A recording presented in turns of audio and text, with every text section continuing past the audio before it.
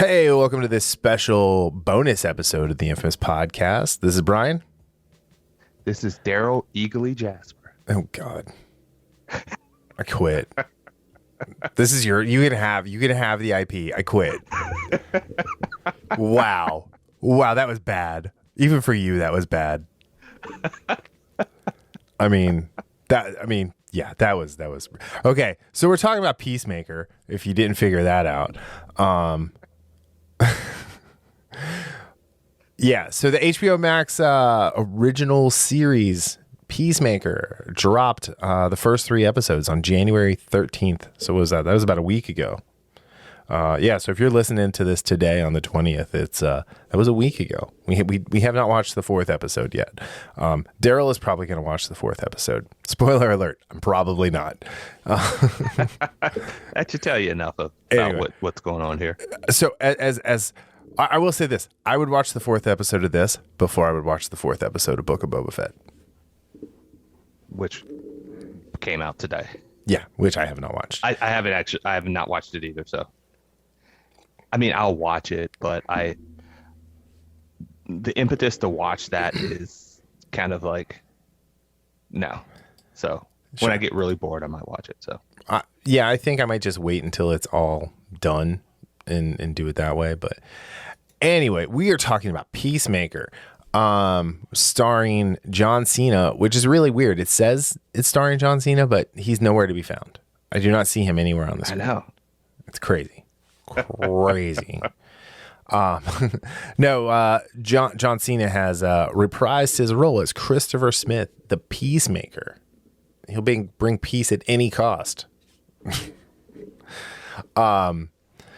He was great in the Suicide Squad, right? Like he was fun in the movie. I like John Cena. I'm not one of those wrestling fans who are like, oh, John Cena. Yeah. I liked him. I mean, what he did and what he did for the kids and stuff, it was great. That's what he needed to be. Did I want him to turn heel? Sure. Is this probably what we would have got from WWE if he was heel? 100%. So he's a bad guy trying to be a good guy. And then this is created and showrun and everything by James Gunn. And so it stars John Cena, Danielle Brooks, Freddy Stroma, Chukwudi, Iwuji? Yeah. Okay. Jennifer Holland, Steve Agee, who I love, and Robert Patrick, who I also really enjoy. And the theme song is called "Do You Want to Taste It" by Wigwam. And let's start with the opening.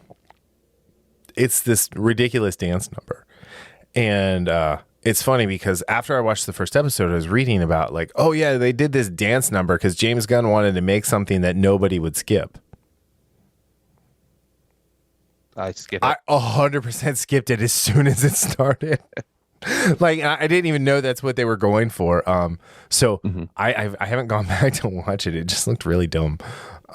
It's dumb. The song is catchy though. Yeah, I hear myself sometimes just like, do you really want to, do you really want to understand?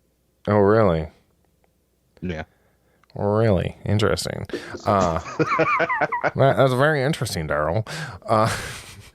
Do you have your glasses on and are you writing on a notepad right now? I am not. I'm just in a really good mood tonight, which is a great change of pace from the last 3 episodes we recorded. So, anywho. Yeah, so I mean, like they had these opening credits. I'm probably gonna go back and watch it at some point, but I did hear a little bit of the song and I liked it, so I'm not gonna diss you too much for that. It's absolutely stupid. It's kind of funny, but at the same time, it goes on a little too long. Sure. Again, that is going to be the central theme in my thoughts on Peacemaker about things going too long. Yeah. So. So yeah, okay. So every episode is written by James Gunn. He directs 1, 2, 3, 4. He directs 5 of the 8 episodes. The other episodes being directed by Brad Anderson, Rosemary Rodriguez, and Jody Hill of the Eastbound and Down and Fist Way, the Gemstones, the Righteous Gemstones, and Righteous Gemstones. Vice Principals. So Jody Hill, actually Jody Hill is the 4th episode director. So I might actually watch that one because I'm a big fan of Jody Hill. He's pretty awesome. I don't know who Rosemary Rodriguez is. Let's see. She directed the 2015 film Silver Skies. Okay. Starring George Hamilton. Never heard of it. Fine. Who cares? Brad Anderson he did The Machinist, starring Christian Bale, and the horror film Session 9 and The Call in 2013 with Halle Berry. So, all right. I like Session 9 too. I mean, I haven't seen it in 10 years, but from what I remember, I thought it was pretty good. The psychological horror film Session 9. Yeah. Yeah. All right. So, what was I going to say? Okay. I like John Cena. I like John Cena in this. The only problem is he is trying to be like a hero. Because I think he thinks he's a hero, right? Peacemaker thinks he's a hero. But as James Gunn describes him, he's a piece of shit. He's he's a piece of shit in the superhero supervillain and superhero supervillain world's biggest douchebag. That's what James Gunn calls him. He says he did not want the series to remove Peacemaker's worst qualities, but attempt to explain some of them by exploring his relationship with his father. All right, I get it. If you remember, he killed Rick Flag, and at the end of Suicide Squad, and when he killed Flag said to him, "Peacemaker, what a joke," as he then, poorly acted out dying because Joel Kinnaman. Yeah. And it says here it's going to have a big impact on Chris Smith, Peacemaker, throughout the series. And then we have Danielle Brooks, who is turns out to be Amanda Waller's daughter. Spoilers. She was on Orange is the New Black as I think Tasty was her name. Yeah, Tasty on Orange is the New Black. I know who you're talking about. Yeah, she was my favorite character on Orange is the New Black. So I'm I did not finish the series. I watched the first three or four seasons, maybe 3. Tasty was my favorite character, so I was really excited to see her, and I actually like her in this. I think she plays a really interesting, conflicted, kind of babe in the woods type character. And she's new to DC. Amanda Waller never had a daughter in the comics or anything like that. Then we have Freddy Stroma as Adrian Chase / Vigilante. You had thoughts on him. Yes, the Adrian Chase, and one, I get what they're trying to do, the buddy thing with Peacemaker and Vigilante, and I actually like the dynamic of those two. With that being said, I do not like the played for laughs version of Vigilante that we're getting right here. Not one bit. No. So it's Adrian Chase, and I forget the actor who played him on Arrow. I really liked how they did that Vigilante storyline for the most part. This is, and again, I know this is James Gunn. I know what James Gunn likes to do. I love the first Guardians. It's one of my favorite MCU films. It absolutely is in my top 5 or top 6. Can't remember which one. It kind of fluctuates. It's 1A for me. But what I said about going too long, and I told you this, after I got done with these first 3 episodes, I sent Brian a text. I said, this is like one of those shows or one of those properties where it would have behooved somebody to say, James Gunn, stop. We get to use my favorite word. Restraint. There is none in this show. 0. And the runtime is between 39 to 46 minutes. There is no reason the runtime for any one of these episodes should have been over 23 minutes. In that regard, for this type of show, you're 100% correct. Because it's just there's no tightness to the scripts, right? It meanders a lot. There's too much dead space. When I say dead air, not dead air in the sense of that dead air, I'm talking about where a joke or a comment continues to keep going. So something that should take 10 seconds takes 40 seconds in the sense of a joke that gets a laugh. you have to peel these things back. Mm-hmm. One of the things that we were mentioning in the Expanse finale is how even in that tightness of what they had to do in that last episode, they gave things a chance to breathe.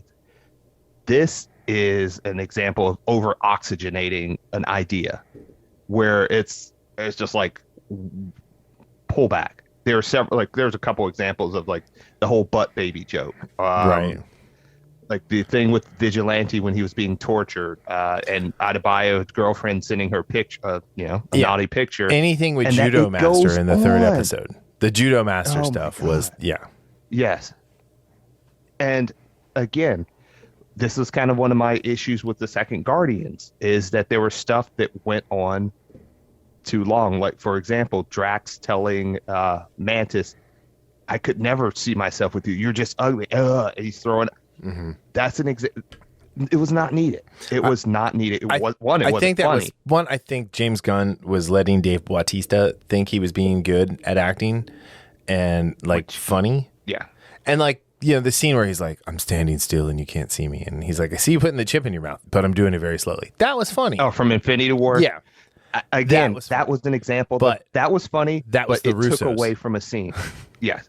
Well, actually, I think James Gunn directed this parts, or I don't know. But anyway, with Peacemaker, there are too many instances of it's a good idea or something might have been funny.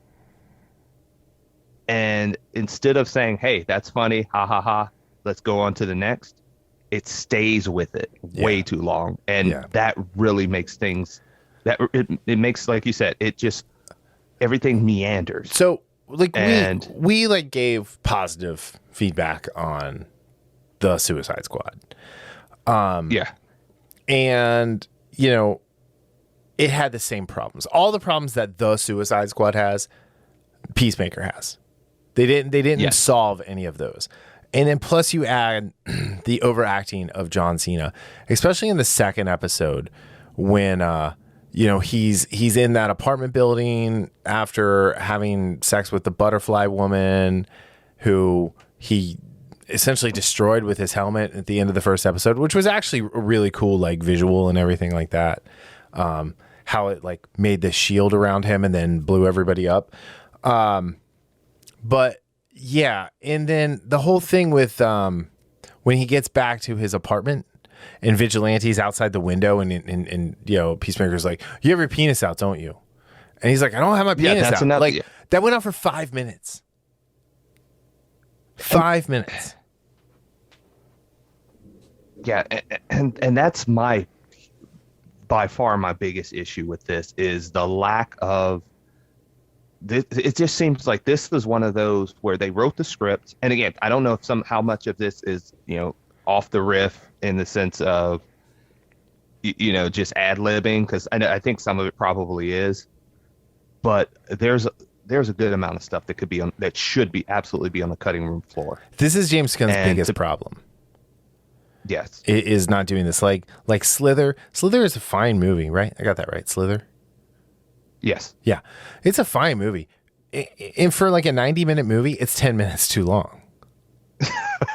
Right? I mean, it really is. Guardians of the Galaxy is the tightest movie he ever made. 100%. There is not a wasted beat in the first Guardians movie. Guardians 2, different story. Right. But it's just too much. It's to paraphrase Robert Downey Jr. in Tropic Thunder, you never go full James Gunn. And what do you mean, you people? And what do you mean, you people? I love that movie. Honestly, I'm more interested in Waller's daughter, and the A.R.G.U.S agent, Emilia, just to kind of see what she's all about. And then John Economos, who is Steve Agee's character, who he was in the Suicide Squad. He's He's funny. Oh, here. The AG reluctantly dyed his beard when portraying the character in the Suicide Squad and was not happy to do so again for Peacemaker. What a baby. Dude, you're a stand-up comic. Quit being a pussy. Yeah. And then I liked sorry, one last thing. I liked Robert Patrick. I did not like the Nazi thing. Okay. Yes. So to backtrack a little bit, I think all the characters work for me for the most part. Again, they're individually and how they interact with one another. Out of a 10, I would say I'd give it a 7 probably. Just their interactions, because I do like, and I want to see more. I like the Murn guy. He's like, I've never shared a feeling with anyone else. He's like, so you never said you've been chilly before? Right. He's like, is that a feeling? Yeah. No, I haven't. Yeah. So I thought that was kind of funny. I did the Robert Patrick thing. I don't like at all. Mm-hmm. I mean, I like Robert Patrick. I like the tension between him and Chris. Yeah. But the whole grand dragon wizard thing. Why? Because how do I say this? Oh, I know why. Because people like James Gunn did not learn the lesson from their consequence culture. Let's just put it there. And will continue to make the same virtue signally pandering mistakes. Yeah. Because I think that's a fair way to put it. Yeah. So this is the difference. 10, 12 years ago. Well, no, when was that? It was probably 2014. So we're rewatching Walking Dead, and we're in season 3 now. And some of the stuff that like Merle says, like even Darryl in the beginning, I actually laugh at it because it again, first of all, it's a different circumstance into the world. So you have no idea, a bunch of people here and there will show up, but it wasn't in the sense of like it's more targeted. Again, that was 7-8 years ago. This feels more targeted in the sense of doubling down on what people on his side of the aisle think of certain people, and it's a lack of First of all, it's just plain a lack of creativity. I'm not willing to go that far. That it's that far. Like, I'm not willing to go as far as it's that side of the aisle versus this side of the aisle. I think what it is, it's again the fundamental lack of understanding of what a hero and what a villain is. So I will stand by what I said, and this is the reason, because multiple times read the tweets that and when I say I'm not saying everyone, but many people in Hollywood have said that. And then you talk about G4, it's an example, and we'll probably go over that Friday in the podcast. Sunday. What Adam Sessler said about Republicans. And again, it shouldn't be about that. It should be about, hey, you make a good story. I understand what you're saying. I don't think that's what's going on here. I just think, I think it's the lack of creativity, and the easy thing to do is to make the white hillbilly a Nazi. I think that's it. But we obviously have different experience in life, disagree on that. It's in. Well, I mean, it's not just that though. I just think we just disagree on that. Yeah. Partially because I do agree in the sense of the lack of creativity. That's what I was saying. That's what I was following up with, is the lack of creativity. And again, why? Who knows? Because James Gunn, again, he did Guardians of the Galaxy. He did some of the stuff in Brightburn. I love both of those movies. Yeah. James Gunn is the creative guy. There's no doubt about that.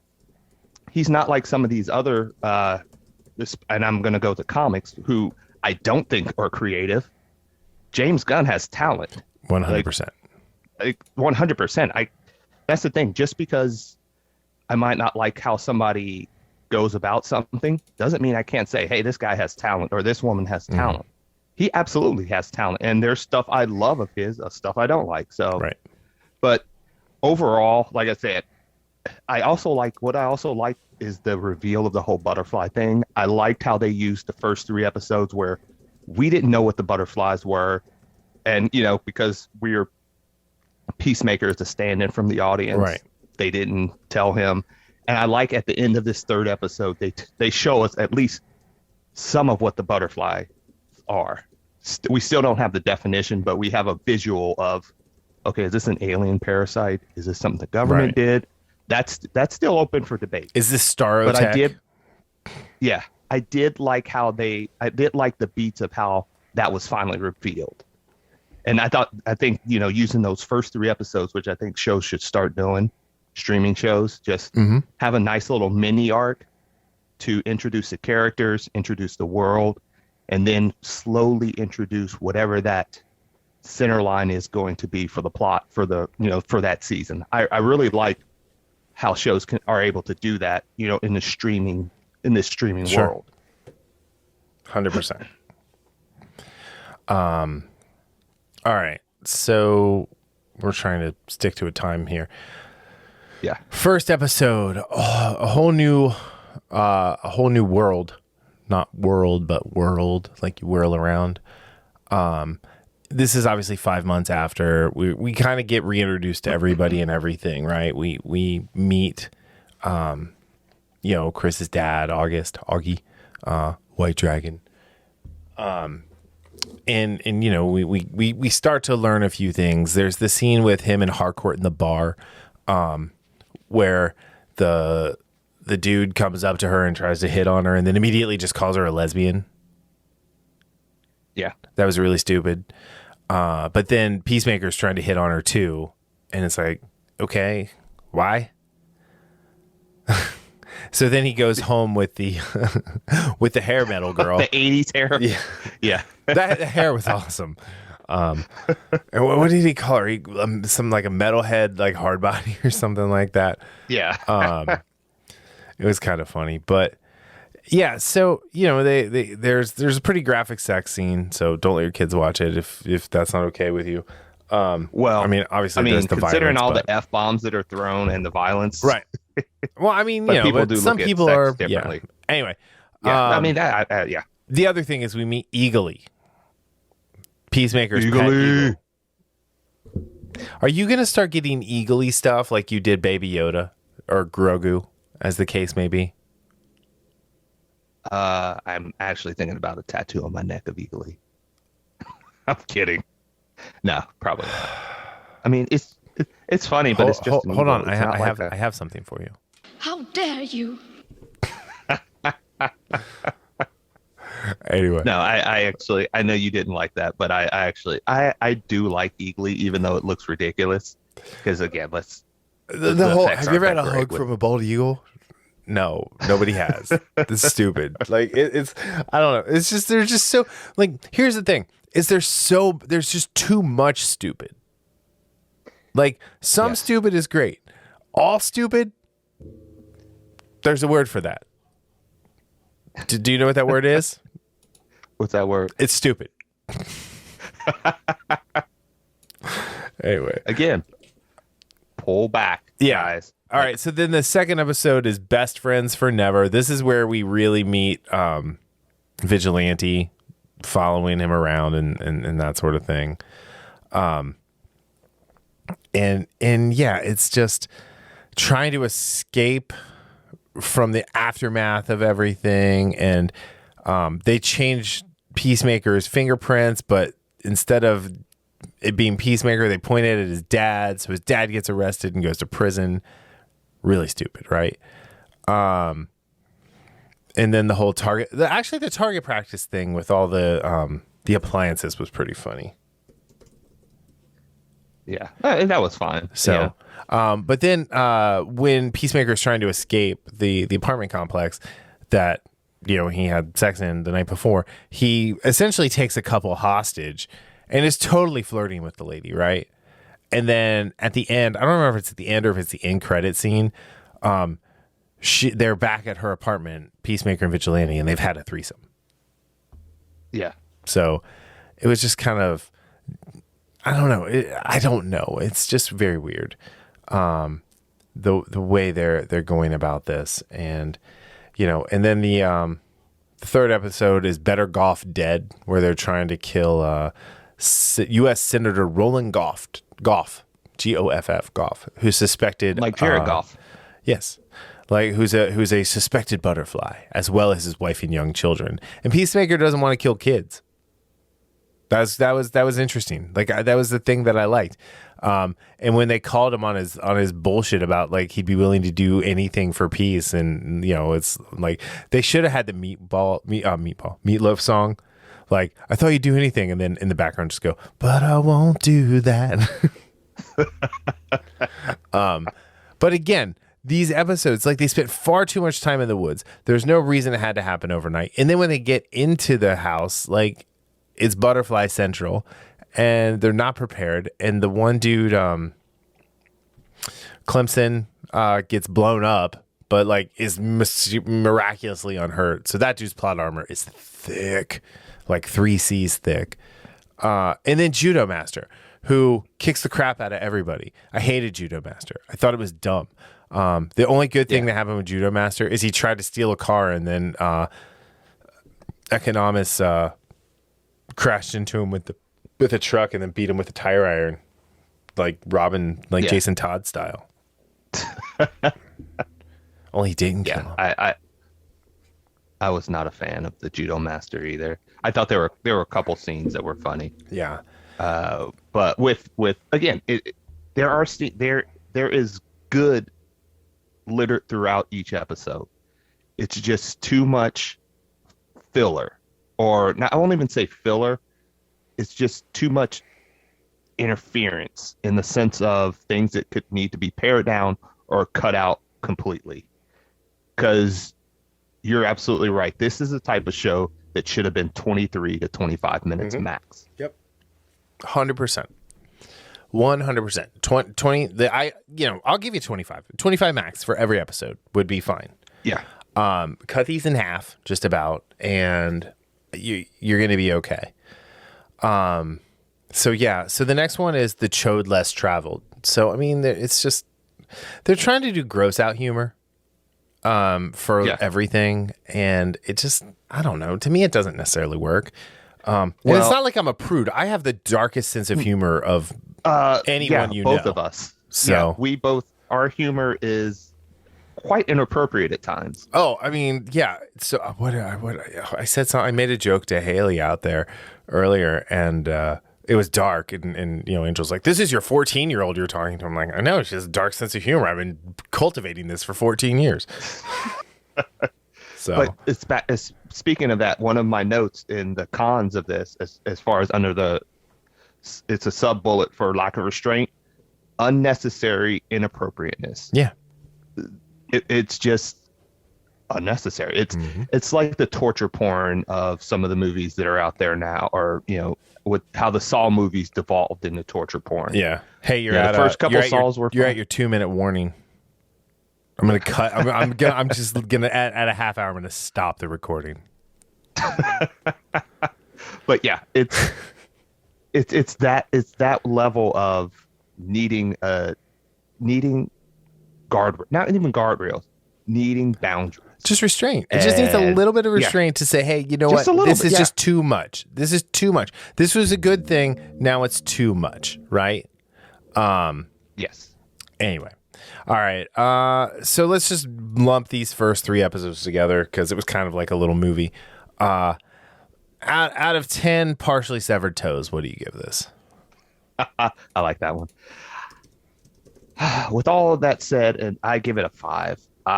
There is good throughout, and I sound like I'm talking about Darth Vader or something. There's good within it.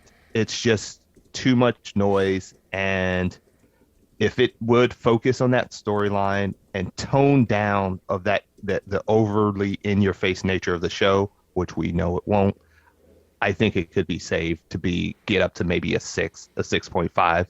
Really? But right now it's a 5, and I think actually if it continues on this route, I could see myself dropping it down to a 4, maybe a 3.5 for the end of the season, for the total season. Sure. All right. So I'm at a 4 out of 10, just to be nice.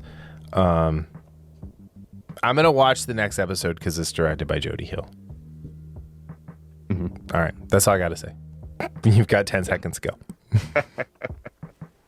I really hope he gets better. because it's not a bad idea. It's just not good execution. Oh man, you were right at 30 minutes. I didn't have the balls to just end it without saying goodbye. All right. On that note, thank you all for listening and putting up with us in this very manic bonus episode. Darryl, any last words? No. No, I was hoping you were going to say something. Me I off. was 100% going to cut you off. All right. On that note, have a great day, night, evening, weekend, whenever it is and wherever you're listening. And we will talk to you guys later. There you go.